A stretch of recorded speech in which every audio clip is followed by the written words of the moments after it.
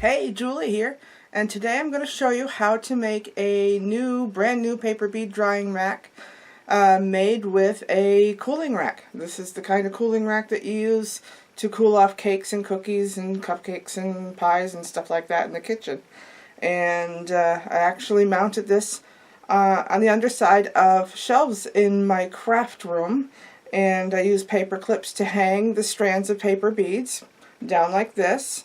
And I'm using a rod through the feet to hold it up to my shelf. And I know this is not going to work for everyone, but this is what I'm actually using right now. I'm using screws to hold it up with clips. The clips are the type that are used in the white shelving with the grid on it. And well, I'll show you in a few minutes. And then also I'm using a 1/4-inch rod that came from a flagpole for a kid's bike, but you basically really could use anything. Alright, so I'll show you in a moment. So I'm in my craft room right now, and this is the paper bead drying rack that I'm using right now. And I'm going to come in a little bit closer and show you what I mean by those little clips. This is the type of clip that I'm using. It's basically a little U-shaped clip with holes in it all ready for screws. And I'm not going to take this down. I don't have any more clips, so I'm showing it to you close up on camera. And this rod here is the rod that came from a flagpole on a bicycle. And this is the other cookie rack or cooling rack that I have. And it's mounted here, and it's mounted here in the back. Let's see if you can see this. Right here. And I know this won't work for everyone, but it's actually working really good for me. And these are the latest beads. They're all dry, ready to be taken down, but I wanted to show them to you first. And these are the little tiny S-hooks, the paper clips that I used. And I'm going to move back a little bit more. And this is where I'm keeping my glaze, my PC petrifier, and my bucket of liquid laminate. I don't know if you can get liquid laminate anymore. I have seen it in 2-ounce bottles or 4-ounce bottles, but I had to special order that a few years ago, and I paid like $80 for it. And then the PC petrifier, as you can see, I am going to run out soon, so I'll be ordering more of that. And when I do, I'll be ordering a white bucket to put it in, because it's so much easier to just dip directly into the gallon bucket than it is to pour it out into a small container and have to keep pouring it. And this is what I'm keeping the paper clips in that I've turned into S-hooks. And in a moment I'll show you how to do the S-hooks. But if you can see it, I'm not going to really post instructions on this rack assembly. But I'm hoping from this video that you can get a general sense of how it was put up. What my husband did is he mounted these clips first on both sides to line up with the little feet on the cooling rack, and he cut the rod here to the right length to make it work for my shelf, and then I held up the baking rod or the baking rack while he inserted the rods from this clip to the other one up against the wall, if you can see that. Let's see. So that's basically how it works. So in a moment I'll show you how I made the S-hooks out of the paper clips.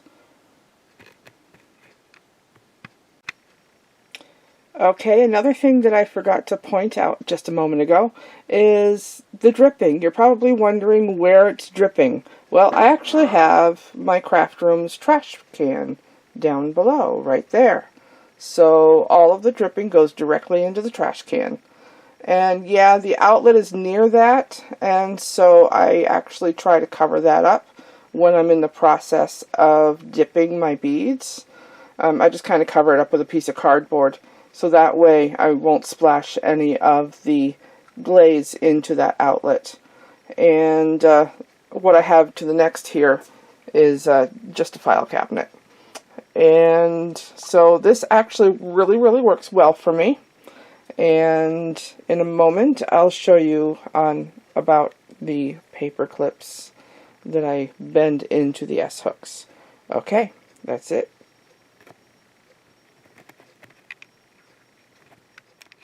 Okay, so for the paper clips, how I turn them into S-hooks to use on this grate, let me show you. Okay, what you're going to need is regular old jumbo paper clips. You can use colored ones too, but for some reason I've misplaced my colored ones. They're in my craft room or office somewhere, but I used some blue ones and white ones and green ones and yellow ones, and yes, I used some regular ones as well. But you definitely want the jumbo because you can get 4 S-hooks from one paper clip. So here is, you're going to need a ruler for eyeballing your size. You're going to need a jumbo size paper clip, and you're going to need round nose pliers and wire cutters to get this going. So what you're going to do is you're going to straighten out the paper clip. Get it as straight as you possibly can. Alright, and all the way. And then the next part is where the ruler comes in after you get it straight. And if it will help, go ahead and use your tool, your round nose pliers, to straighten it out a little bit more. Okay. Basically just get it as straight as you possibly can. And put it on next to your ruler to figure out the length. It's about 6 inches. So you're going to eyeball this, or thereabouts. See if I can straighten out this a little bit more. Okay, and you could use other wire, but this paperclip wire is really hard, and your S-hooks will actually stay nice and stiff. If you use a dead soft wire, it's not going to work as good because it'll be too flexible. Alright, so 6 inches, you're going to cut it at 3, and you might not want to use your good jewelry cutters on this, but I'm only doing, a set of 4. So if you have those memory wire cutters, I would recommend you use those. It's a safer bet. Alright, so 1.5 inches is the next size that you want to cut at. And then 1 more. And like I said, you definitely want to use memory wire cutters for this, because that's really hard and you could damage your good jewelry cutters. But I won't need those again unless I decide to do more. Okay, so the next thing that you're going to do to get this S, look at this, they're all kind of stuck together. Look at this. How fun is that? But anyway, alright, you do need them to be open at both ends, right here and right here, so that way you can get them on your rack here. Alright, so what you're going to do is you're going to be wrapping this at the widest point here on your round nose pliers. So you're going to stick this in here, just so that you can barely see it sticking out. And you're going to turn it all the way around so it almost meets it. Very close. Then you're going to take the other side, the opposite side, and you're going to do the same thing. You're going to form an S. And bend it all the way.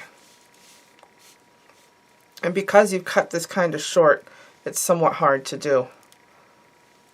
Okay, and that's it. That's all you have to do for your S-hooks. And you want to make sure that you leave a gap so that you can get it onto the rack from underneath. And there it's it. That's it. And then to actually hang your strands of beads, you do what I've done before in other videos. You make a hanging loop on both ends of your 50-pound fishing line to but this time the loop can be really small. I mean really small, so that gives you more strand to put your beads on, and or more fishing line to put your beads on, and make your loops really small so that you can just slide them over there. And when you turn, I do like to invert my beads so that they get coated evenly on both ends. And so what I do is, another reason why I leave the gap is so of course you can reuse them over and over and over again, and so that I can also remove the loop of the 50-pound fishing line and turn the line over and stick it back on and then hang it back up. So it's actually really easy to use, and these little S-hooks can be reused over and over and over again, and you don't need to dip them into your glaze at all. You can hold onto them, completely cover them when you're dipping them into your glaze.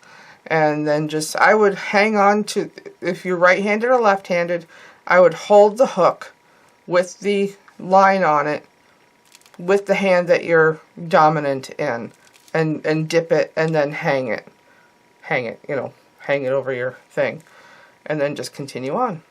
So that is it. That's how you turn an S-hook in, you know, make an S-hook out of a paper clip. That's that simple. And you can have fun with it. You can get all the fun colors and make a bunch more. I've got pink ones and blue ones and green ones and purple ones. And if I could find my package of other colored ones, I'd make more. And this particular rack can hold probably hundreds of strands if you have the room underneath, you know, for your trash can. That's basically it.